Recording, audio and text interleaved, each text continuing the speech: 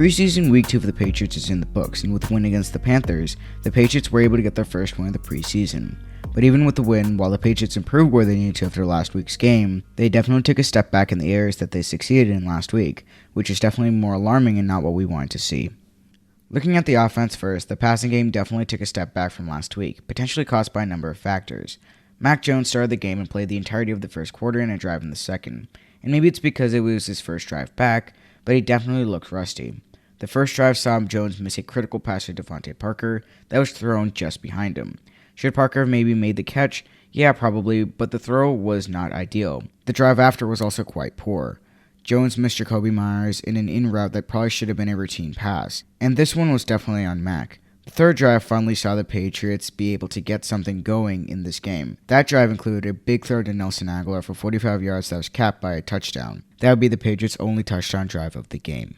Now some quick notes about some of the skill position players. Lil Jordan Humphrey was great all around once again. Again, looking at him as a player, his route running in itself isn't standout, but he hasn't dropped too many passes and is just a reliable target. Will Humphrey make the final roster? It is tough to say because of the depth New England has at the position, though he'll definitely be given strong consideration. On the other hand, Trey Nixon, who was great the week prior, had a bit of an off week in this game. He was second in receiving yards, which is definitely good, but he made a critical mistake running a poor route, forcing Bailey Zappi to throw a pick six. Zappi definitely should have made a better decision, but Nixon was a part of that negative play. And so if I had to say, he'd be right behind Humphrey on a chance at a roster spot. The run game definitely improved from last week, but really it wasn't anything to cry home about, and overall, the Patriots can still definitely do much better with the core that they have. Defensively is where the dramatic improvement was seen in all aspects. The run defense in this one was crazy, only allowing a measly 2.5 yards per carry, which was much better to say the least than last week against the Giants. The pass rush was also quite good again. Anthony Jennings, who was great once again by the way in this one, Josh Uche, DeMarcus Mitchell, Ronnie Perkins, and Dietrich Wise all registered sacks. There was also a forced fumble recovered by Sam Roberts for a touchdown. I mean, the pass rush was crazy in this one, and Raekwon McMillan, along with Matt Wilson once again, were showing off their sideline-to-sideline speed. The biggest improvement, though, was in the secondary. The way that the Patriots secondary folded against the Giants was, I'll be quite honest, it was quite alarming. And so it was good that there was improvement made during practice. Brendan Schooler and Sean Wade both had picks, and with the exception of a couple of freak plays here and there, the secondary really locked up the Panthers' offense. Yes, no stars were playing, but I see this as a big moral victory and a big confidence boost for a secondary that is going to a season quite injured with the loss of Jawan Williams and Malcolm Butler, as well as missing their star cornerback from last year, J.C. Jackson. Hopefully, they'll keep things up next week. Now, a couple of key notes about the game. Tyquan Thornton left the game in the fourth with a shoulder injury, which is going to sideline him for the next couple of weeks, according to NFL insider Ian Rappaport. And this hurts so bad because Thornton has had an excellent preseason so far and showed off his insane capabilities.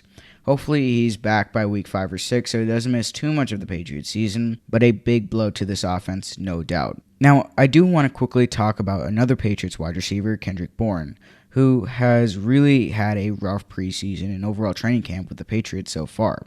Bourne is looking like the odd man out in a wide receiver group that is just so stacked. He certainly didn't help his case after getting ejected from practice after fighting with a Panthers safety in the joint practice. And in terms of this game, he actually didn't suit up, listed as inactive. Could this be a result of the ejection and possibly a punishment? Maybe. Maybe he's dealing with an undisclosed injury. Some folks in the media are also saying that he could be traded, which is probably most worrisome.